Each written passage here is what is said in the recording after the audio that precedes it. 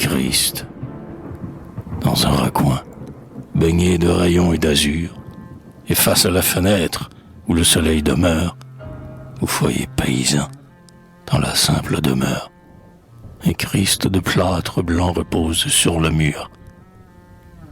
Il assiste au réveil joyeux du paysage.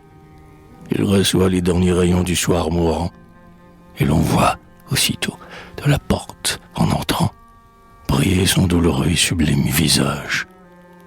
C'est le Christ des anciens, celui que les aïeux ont placé là, jadis, de leurs mains solennelles, et que, plus tard, entrant dans la vie éternelle, ils ont baisé longtemps, en refermant les yeux.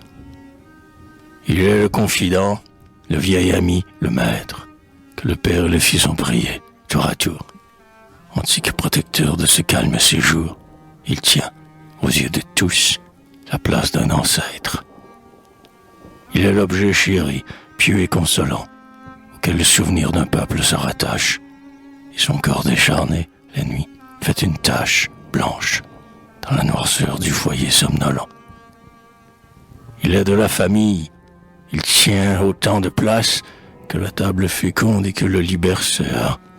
Il emplit de lumière et baigne de douceur. C'est toi, fier gardien des vertus de la race. Et c'est à ses genoux que, rayonnant d'espoir et plein de confiance en l'œuvre terminée, les gens de la maison, après l'âpre journée, disent à haute voix la prière du soir.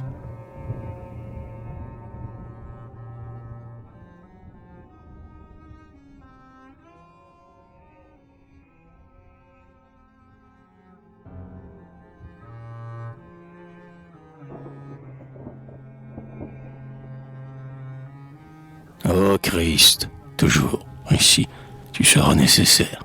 Au monde tourmenté qui lutte et qui gémit, tu resteras toujours le plus fidèle ami des hommes que le mal enveloppe et lacère. Tant qu'il faudra semer les champs pour que l'épi dispense dans notre corps la graine nourricière, tant que, dans les sillons et la glèbe grossière, l'effort humain devra s'acharner sans répit. Tant que le vent, le froid, la tourmente et l'orage s'abattront, sans pitié, sur les belles moissons. Tant que les éléments, lourds de mots et d'affronts, feront peser sur nous le poids de leur outrage. Tant que, sous les douleurs, notre chair gémira, défaillante et vouée à la décrépitude. Tant que, chargé de deuil et de vicissitude, notre cœur arrêté, dans l'ombre, pleurera. Tant qu'il faudra que nos faibles forces succombent, dans la lutte où l'esprit s'épuise en vain effort, tant que tout, ici-bas, finira par la mort, et que les plus beaux fronts descendront vers la tombe, dans leur amour, dans leur espoir et dans leur foi, dardant vers le bonheur leur âme inassouvie, tant que la vie, ô Christ, demeurera la vie, les hommes malheureux tendront les bras vers toi.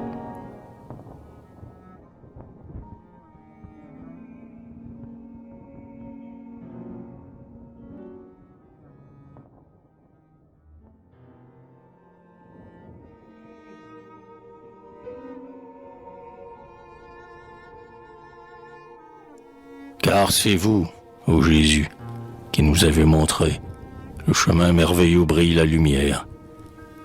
Car c'est vers vous que va notre cœur ulcéré, et c'est vers vous que monte aussi notre prière.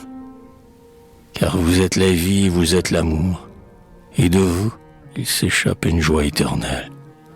L'âme que votre grâce appelle sans retour, sent un souffle nouveau qui s'élargit en elle.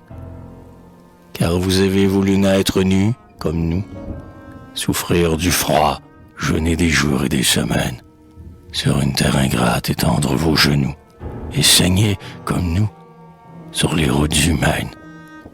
Car vous avez trouvé des gestes et des mots pour apaiser nos pleurs et calmer nos détresses. Car vous avez été souriant à nos mots, et vous avez ouvert votre âme aux pécheresses. Car vous nous avez dit: j'ai soin de mon troupeau, paissez pour mes brebis, paissez sur les collines, J'éclairerai vos nuits d'un céleste flambeau, et je vous mènerai vers les plaines divines. Et vous êtes celui qui nous accueillera, le pasteur dont les mains bienveillantes sont sûres, qui, de tous nos péchés, un jour nous lavera, et qui nous guérira de toutes nos blessures.